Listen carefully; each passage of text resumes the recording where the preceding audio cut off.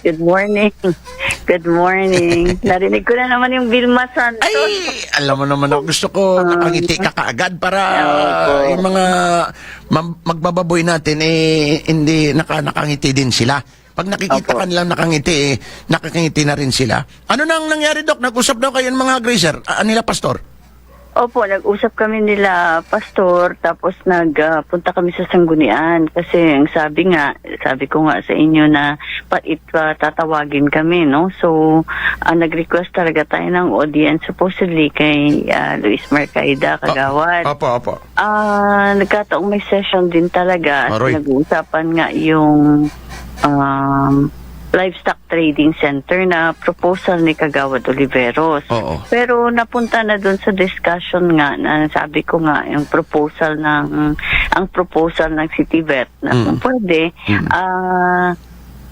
unahin natin na i-priority yung tayo ang mamimili ng mga baboy. Oo. At yun nga isinalang natin yung ating proposal sa Sanggunian. Yun yung 25 million. Opo. At nag-agree sila, no? Talaga sila, nakita naman nila at na-appreciate nila yung ating proposal. Oo. Kaya ang sabi nila na ngayong araw daw ay isubmit ko yung proposal na ginawa ko. Kasi gumawa ako ng proposal sa mga a year ago. Tapos sabi ko nga na hindi nga yun na-approve. Sabi nila baka pwedeng ipadalhan sila uli ng bago. Okay. At i-discuss ngayon sa plenary yung... Ngayong araw? Apo, ngayong araw. Okay. Sige. So, sabi, ilalabi daw. Ang sabi ko nga, ang pinapag-usapan nga doon na kung hindi papayag ang city na idaan sa procurement, baka pwedeng idaan sa grant. Kasi syempre, totoo naman din na kapag may procurement, talagang dadaan sa supplier. Tapos usually, one-time buying lang. Pero ilalabi nga natin na mapunduhan at maidaan sa grant. At ang sabi nga ng Puerto Princesa Hog Racers na willing silang maging tripartite, na magkaroon ng tripartite agreement between sa city government, sa city vet, at saka sa Puerto Princesa Hog Racers. Maganda po ito dahil kapag sinabing Tripartite. tripartite, opo, ibig sabihin tatlong involved dito. Involved, opo. So, ang magtatrabaho talaga at mag-handle nung enterprise na ito ay yung Puerto Princesa Hog Racers mismo. So, sila na talaga mismo yung magdadrive kumbaga nung proyekto. Ang maganda din dito na ang sabi nga na willing na bayaran, hindi parang although sinabi nga natin grant, pero ang Hog Racers Association ng Puerto ay willing na bayaran ang kinuhang pera. In, let's say, 5 years or 10 years, depende dun sa magiging agreement, depende dun sa magiging memorandum of agreement. Kumbaga, parang hiniram lang, tapos ibabalik din. Parang, let's say, kung halimbawa, example ko lang to dahil hindi ko naman talaga magiging alam yung end nung usapan. Ang aking example lang ay let's say kung ang city government ay nanghihiram o manghiram sa bangko ng 25. sa land bank, ng 25 million at 2% interest per annum, willing ang Hog Racers Association na bayaran yung parang ang magbabayad ay hindi direktang city government kundi yung Hog Racers Association through the city government para lang matuloy yung proyekto kasi nakikita namang feasible, nakita namang maayos at para maayos din pati yung management nung proyekto. Okay. So 25 million kung tripartite agreement, Opo. ibabalik siya.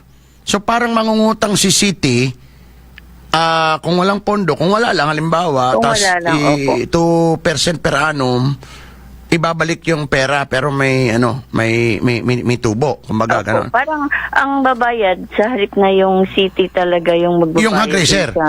Oo, yung hog raisers, yung principal syempre, yung interest, yung babayaran ng hog raisers. Ang issue lang nga dyan kung ilang taon ang maging arrangement. Pwede namang 5 taon, pwede namang... Pero teka, Doc, di ba ako hog raiser ako, halimbawa, may 5 ako, may 5 akong baboy. Opo. Tatawagan ko si City ngayon. May 5 ako dito, kayo nang bumili kasi ang baba nitong middleman eh.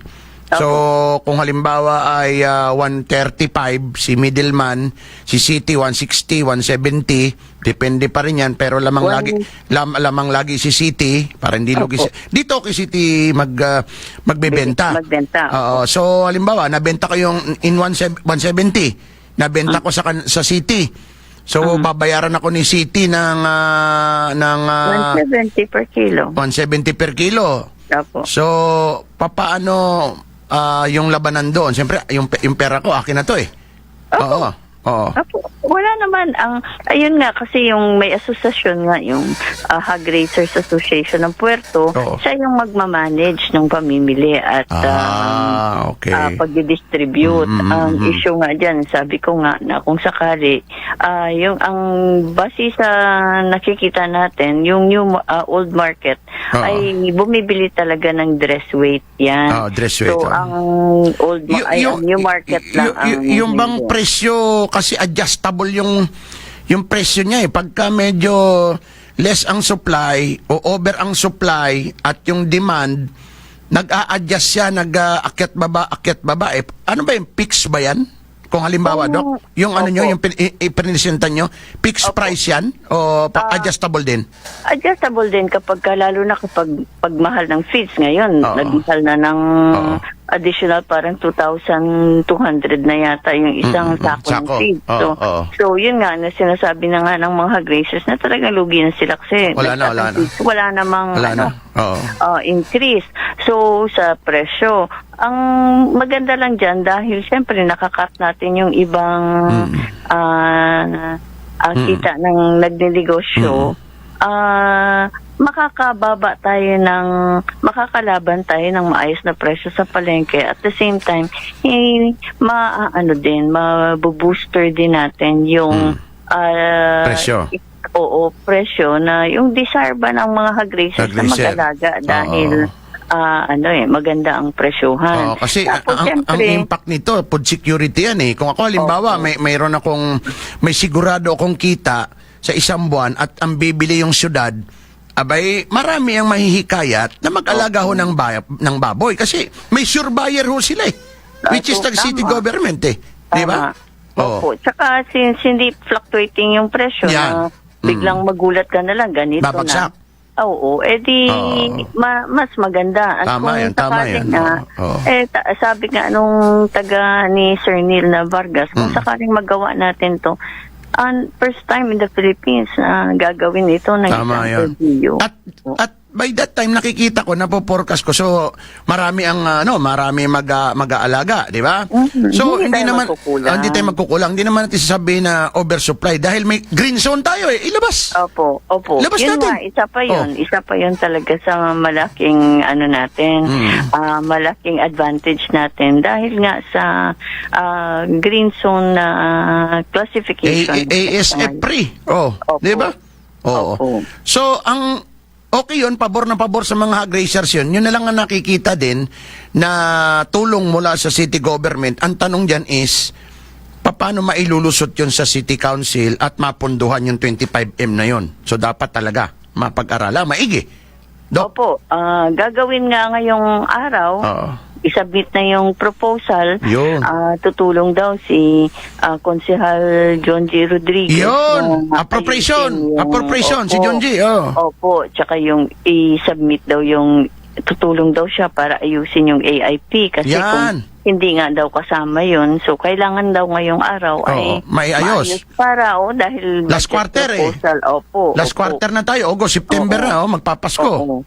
So sabi niya tamang-tama nga na dahil pero sabi niya kailangan maagapan natin dahil kailangan maibigay ngayon kaagad doon para mai-attach yung ating proposal doon sa kasi okay na to kay Mayor eh mukhang okay na sa kanya. Doon na lang sa council kung paano siya lulusot ng naaayon doon sa sistema natin sa procurement or kung saan ba ipapasok yon. Ang importante, makapaglaan tayo ng 25 million base sa calculation mo po, Doc, at makatulong tayo ng agad-agaran sa mga hog racer kasi nandyan yung mga baboy nila eh.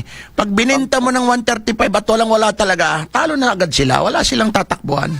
Opo. Yung proposal ko nga, Kaluwi, ang sabi ko na ang City Vet ang mag-propose nito. Pero sa operation, sabi ko, gusto ko nga sana na talagang may ibang entity na maghawak nga. Dahil, siyempre, para sa akin, pera yan, mainit sa mata. Baka sabihin pa kinuha ni Santiago yung pera.